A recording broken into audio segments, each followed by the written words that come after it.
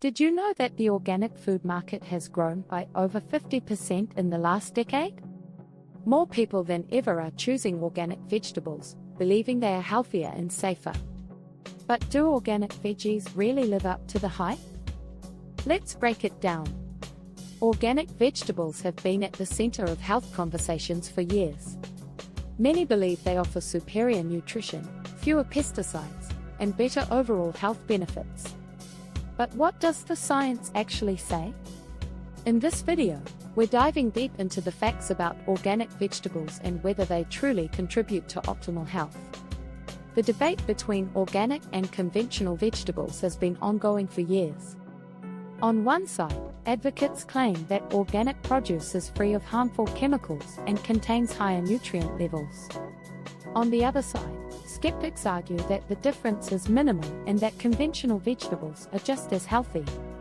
Some of the biggest questions surrounding organic vegetables include: are they really more nutritious? Do they contain fewer pesticides? And does that make a difference? Are they worth the often higher price tag?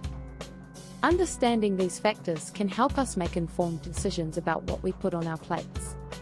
Let's take a look at what scientific research says about organic vegetables and their impact on health. Nutritional differences. Some studies suggest organic vegetables have slightly higher levels of certain nutrients, like vitamin C, iron, and antioxidants. However, the differences are often small and not necessarily significant enough to impact overall health. Pesticide residue. Organic farming prohibits synthetic pesticides, but that doesn't mean organic vegetables are completely pesticide-free. Instead, they use natural pesticides, which may still have health effects, though generally considered lower risk than synthetic ones. Health impacts. While organic vegetables reduce exposure to synthetic pesticides, studies have not definitively proven that this leads to better health outcomes in the general population. However, lower pesticide exposure may benefit vulnerable groups like pregnant women and children.